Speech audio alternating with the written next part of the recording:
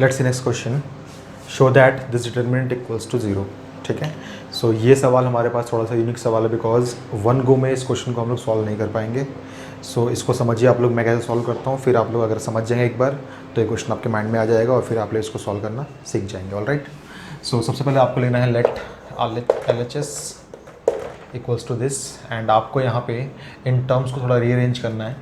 जैसे आपको √15 लिखना है यहाँ पे और √46 लिखना है यहाँ पे।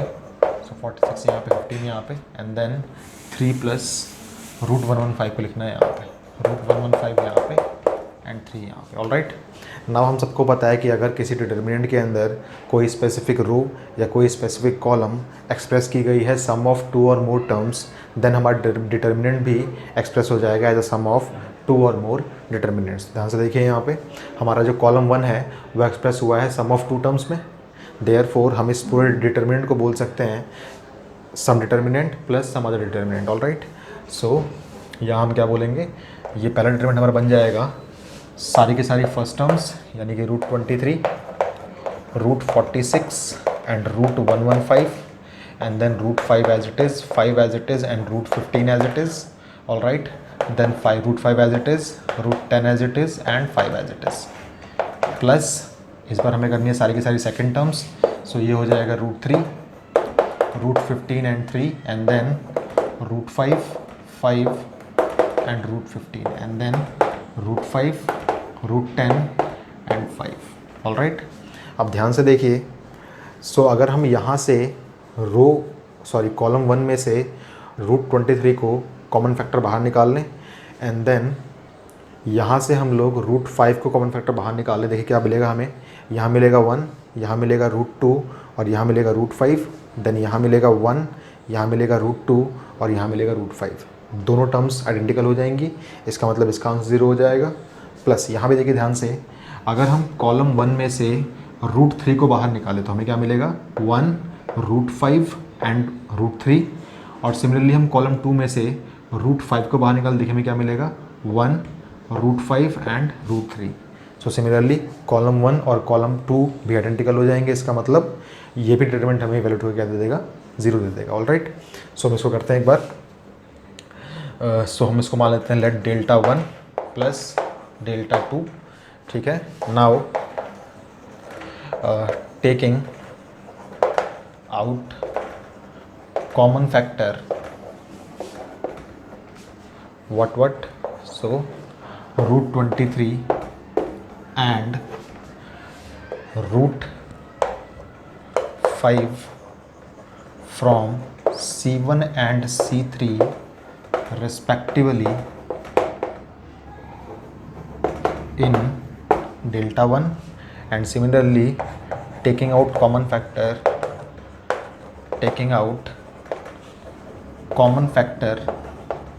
what √3 and √5 from C1 and C2 respectively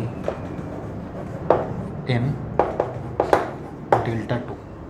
सो इस ऑपरेशन को करने के बाद हमें देखिए क्या मिलता है, यहाँ पे हमें मिलेगा √23 एंड √5 हमने बाहर निकाला किससे, कॉलम 1 से एंड कॉलम 3 से। सो हमें मिलेगा वहाँ पे 1, √2 and then √5 and then column 2 as it is, and then यहाँ मिलेगा हमें √5 हमने बाहर निकाला तो हमें मिलेगा 1, √2 एंड देन व्हाट, √5 प्लस हमने निकाला common √3 and √5 from C1 and C2।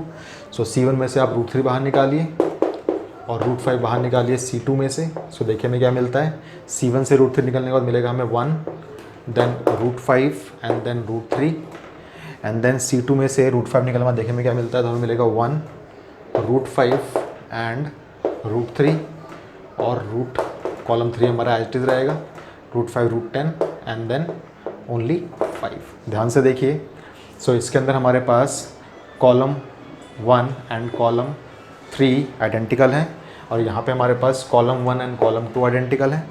सो हम क्या बोलेंगे, ये हो जाएगा हमारे पास √23 into √5 into 0 plus √3 into √5 into 0। ये क्यों हुआ ऐसा? Since column 1 and column 3 are identical, और similarly since column 1 and column 2 are identical. Okay, so इस वजह से क्या हो जाएगा? ये हो जाएगा 0 प्लस 0, अल्टीमेटली आपको मिलेगा 0।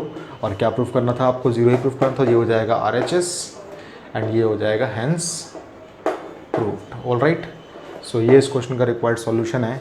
इस क्वेश्चन में बस आपको एक चीज़ करनी थी कि आपको ये दो टर्म्स को इंटरचेंज करना था और देन आपको प्रॉपर्टी लगानी थी डिटरमिनेंट्स की, जो बोलती है कि if the all the elements of any specific row or the column are expressed as a sum of 2 or more terms, then the main determinant can also be expressed as a sum of 2 or more determinants. Okay, सो ये इस question का required solution है। इसको please आप लोग अपने notebooks के अंदर नोट डाउन कर लीजिए।